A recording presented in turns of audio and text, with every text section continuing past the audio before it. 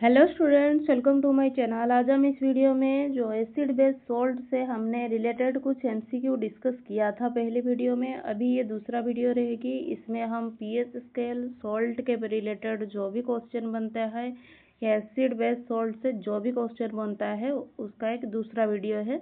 इसका मैं प्लेलिस्ट भी बनाऊंगी। ये जो हमारा यूपी टेट है, यूपी टेट 2026 में जो एग्ज़ाम होने वाला है जुलाई के महीने में, उसके लिए बहुत ही ज़्यादा इम्पोर्टेंट है। और जो भी एग्ज़ाम में एसिड बेस सॉल्ट आता है उस एग्ज़ाम के पॉइंट ऑफ व्यू से ये इम्पोर्टेंट क्लास रहेगी। तो चलो शुरू करते हैं। क्या देखते हैं क्वेश्चन क्या है। At 25 degree Celsius what is the following pH value indicated neutral aqueous solution. ये चारों में से कौन सा वैल्यू ये इंडिकेट करता है ये एक नेचुरल एक्वस सॉल्यूशन है। हमारा 3 प्रकार का पीएच वैल्यू होता है। 0 से 14 तक पीएच स्केल में हमारा वैल्यू रहता है। जो 0 से 14 के बीच 7 आता है। 0 से 7 के बीच जो भी वैल्यू आता है वो होता है एसिडिक, वो होता है एसिडिक एसिड। और जो 7 और 14 के बीच आता है वो होते हैं बेस। लेकिन जिनका वैल्यू 7 से इक्वल हो जाते हैं वो हो जाते हैं न्यूट्रल सॉल्यूशन। तो यहाँ पर पूछा है न्यूट्रल एक्वस सॉल्यूशन का वैल्यू क्या है। पीएच लेस देन 7 एसिड होता है, ये तो नहीं होगा। पीएच इक्वल टू 7 ये होता है हमारा neutral aqueous solution. PH greater than 7 से ज़्यादा होता है तो बेस होता है, ये नहीं। पीएच इक्वल टू 1 अगर हो जाएगा तो वो हो जाएगा एसिडिक सॉल्यूशन। यहाँ पर न्यूट्रल पूछा था, ऑप्शन बी हो जाएगा करेक्ट। क्वेश्चन नंबर 2 पर चलते हैं। Which of the following substance is commonly used to neutralize excess stomach acid and relieve acidity? कौन सा सब्सटेंस को हम यूज करते हैं एसिड जब हमें हो जाती है, एसिडिटी जब हो जाती है, रिलीव करने के लिए। जब भी हमें एसिडिटी हो जाए तो एसिड का जो भी इफेक्ट रहता है उसे काटने के लिए हम कोई बेस लेते हैं। क्योंकि जब एसिड बेस के साथ मिल जाता है तो न्यूट्रलाइज हो जाता है, तब हमें एसिडिटी से राहत मिलती है। तो इन चारों में से कौन सा ऑप्शन है जो है बेस एक है, क्या है। सोडियम क्लोराइड जो है NaCl वो सॉल्ट है, कॉमन सॉल्ट का एक एग्जाम्पल है, तो ये तो नहीं होगा। मैग्नीशियम हाइड्रोक्साइड जो है MgOH2 ये होता है हमारा बेस। जब भी हाइड्रोक्साइड लग जाएगा, OH जब भी आ जाएगा वो बेस हो जाता है।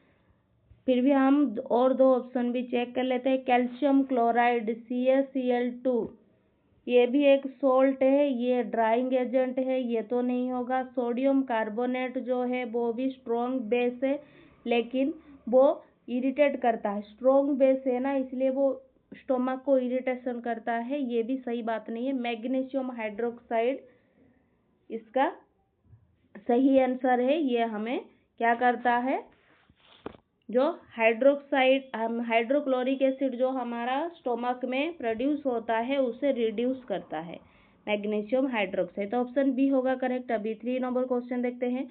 Baking soda is commonly used in cooking and baking is chemically known है। जो बेकिंग सोडा है वो उसे हम कुकिंग में यूज करते हैं। इसके लिए जो भी हम क्या करते हैं, ब्रेड बनाते हैं तो ब्रेड को फूलने के लिए हम बेकिंग सोडा का यूज करते हैं कुकिंग में, बेकिंग में। तो उसका केमिकल नेम क्या है, उसका केमिकल नेम है सोडियम हाइड्रोजन कार्बोनेट,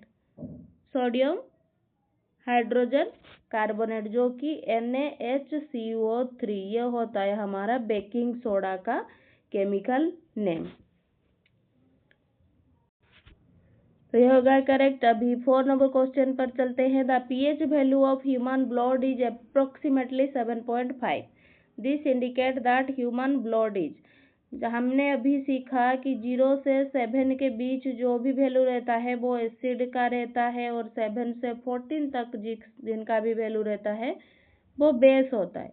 तो यहाँ पर दिया है 7.4, मतलब इसके बाद ही आएगा वो वैल्यू, तो क्या हो जाएगा, वो हो जाएगा बेसिक नेचर। ऑप्शन बी होगा करेक्ट। बेसिक को हम अल्कालाइन भी बोलते हैं। When A reactive metal react with A dilute acid, जब भी हमें मेटल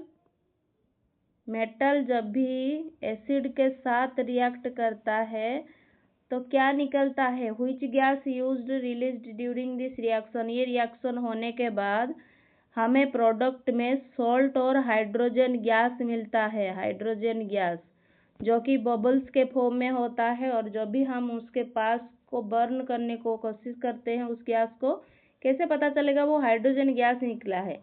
हाइड्रोजन गैस के पास जब भी हम क्या करेंगे, आग को लाएंगे या फायर को लाएंगे तो वो पॉप पॉप साउंड होगा, मतलब वो फटेगा, तो उससे हम पता चलेगा कि हाइड्रोजन गैस प्रोड्यूस हुआ है। ऑप्शन सी होगा करेक्ट, हाइड्रोजन। 6 देखते हैं, bleaching powder commonly used for disinfecting water and bleaching fabrics is chemically represented by which formula. Bleaching powder का फॉर्मूला पूछा है। ब्लीचिंग पाउडर में हम क्या करते हैं, ब्लीचिंग पाउडर का हम पानी को डिसइंफेक्टिंग ड्रिंकिंग वाटर के लिए यूज करते हैं, और ब्लीचिंग जो कॉटन होता है हमारा, जो कॉटन को ब्लीच करने में मदद करता है, तो उसका केमिकल फॉर्मूला क्या होता है, CaOCl2, calcium oxy chloride, calcium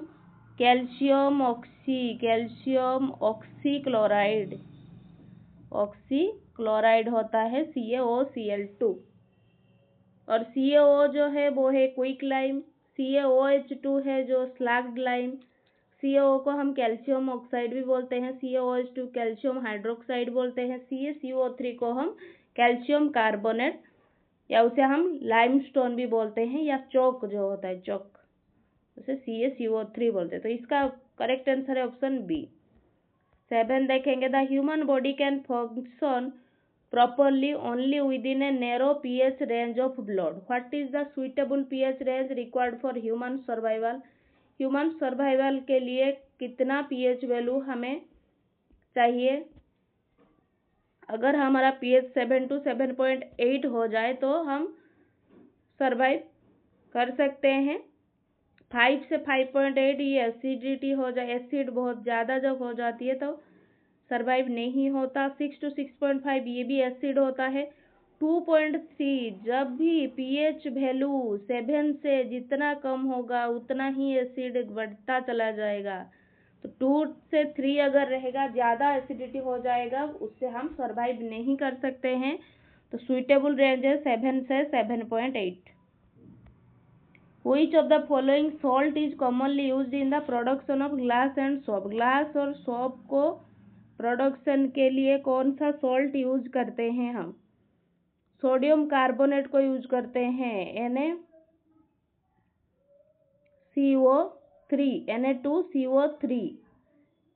इसे हम और क्या बोलते हैं, इसे हम वॉशिंग सोडा भी बोलते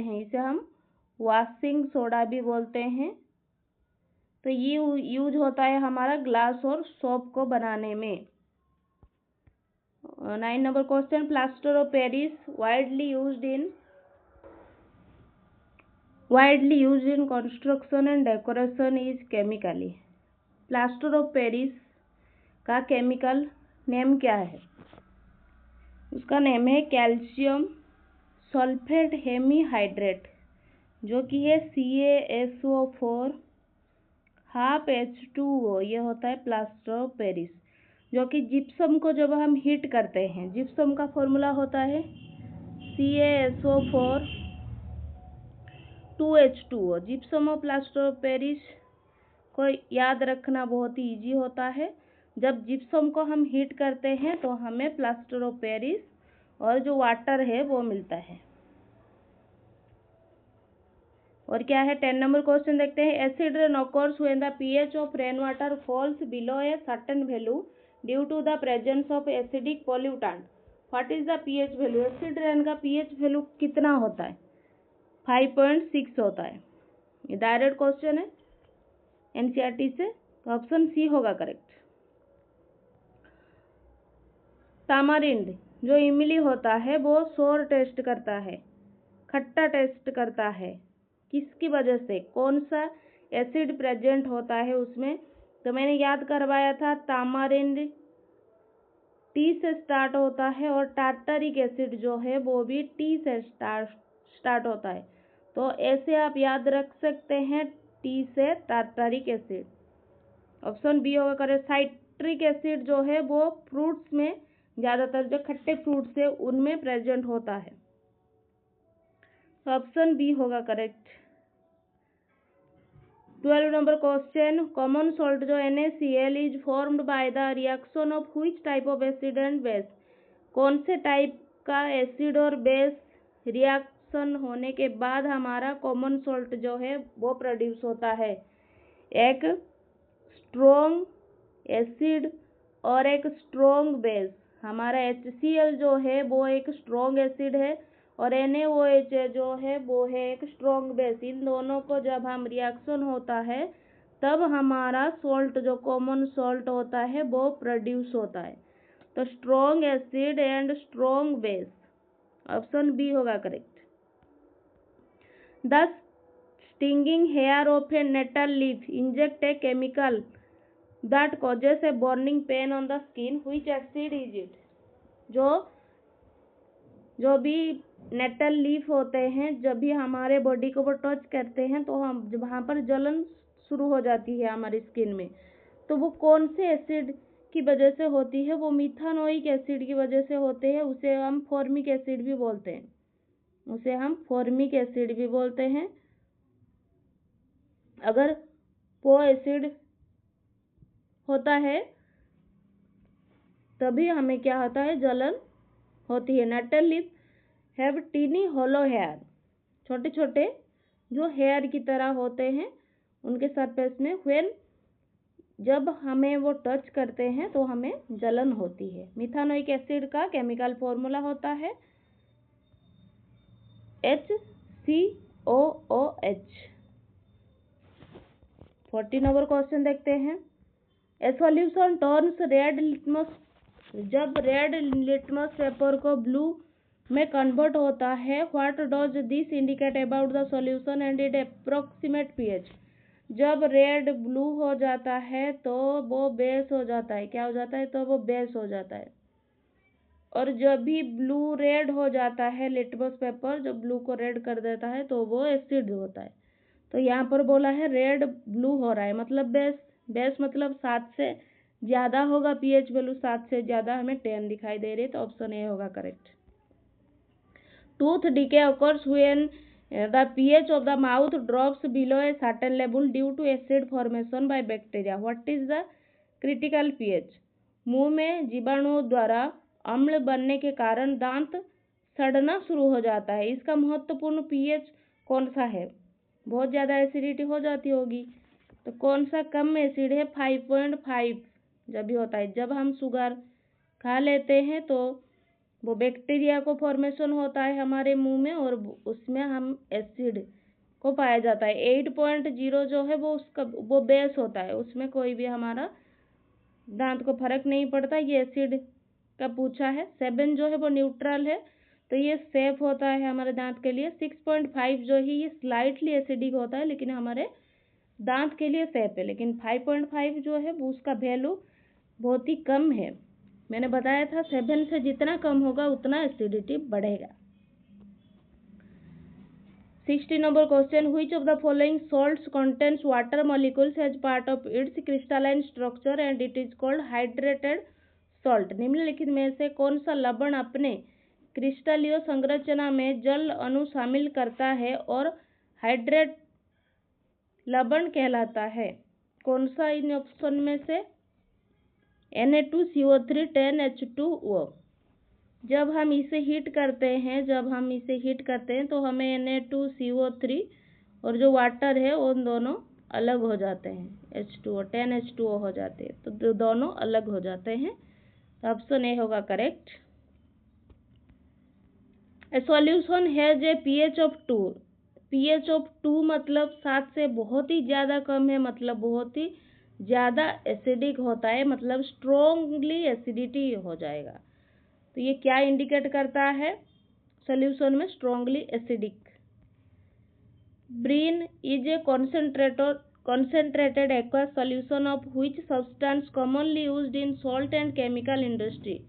ब्राइन एक किस पदार्थ का संतृप्त जल योजना होता है जो आमतौर पर नमक और रासायनिक उद्योग में प्रयोग किया जाता है? सही आंसर होगा सोडियम क्लोराइड। Sodium chloride. ये जो ब्राइन है is highly concentrated solution of common salt NaCl का इन वाटर। ये किसके लिए यूज होता है? सॉल्ट एक्सट्रैक्शन के लिए यूज होता है। फूड जो हम प्रिजर्व करते हैं उसके लिए यूज होता है। केमिकल मैन्युफैक्चर के लिए यूज होता है। ब्रीन कैसे प्रिपेयर किया जाता है? जब NaCl गैस के फॉर्म में होता है, जो वो H2O वाटर के साथ रिएक्ट करता है, तब हमें NaCl एक्वस सॉल्यूशन में मिलता है। वो होता है हमारा ब्राइन। वो होता है ब्राइन। तो ऑप्शन बी होगा correct. When gypsum is heated at 373 kelvin, हमें पता है जिप्सम को जब हम हीट करते हैं, जिप्सम का फॉर्मूला होता है CaSO4 2H2O। जब उसे हम हीट करते हैं तो हमें मिलता है CaSO4 हाफ H2O, मतलब प्लास्टर ऑफ पेरिस हमें मिलता है। Which of the following indicators shows a reddish pink color when added to a basic solution? कौन सा indicator reddish pink colour show करता है बेसिक सॉल्यूशन में? फिनोप्थलीन। ये एक इंडिकेटर है, हमें एसिड बेस न्यूट्रल का इंडिकेट करता है। फिनोप्थलीन कलरलेस कब होता है? कलरलेस तब दर्शाता है जब एसिडिक सॉल्यूशन होता है। जब पिंक कलर शो करता है तो बेसिक सॉल्यूशन होता है, या बेसिक सॉल्यूशन होता है। और जब कलर चेंज होता है तो 8.3 से 10 होता है। तो हमने देख लिया, ऑप्शन बी होगा करेक्ट। तो हमने यहाँ पर टोटल 20 क्वेश्चन डिस्कस किया है। अगर आप लोगों को ये वीडियो पसंद आ रही है तो लाइक शेयर सब्सक्राइब जरूर करें। मैं इस तरह का वीडियो यूपीटेट की तैयारी आपको करवाऊंगी और सीटेट का तैयारी भी मैं आपको करवाऊंगी। तो अगर आप लोगों को वीडियो पसंद आ रही है तो कमेंट बॉक्स में मुझे लिखे कि अच्छी क्लास है मैम, इस तरह क्लास आप और ले। तो thank you students, keep studying.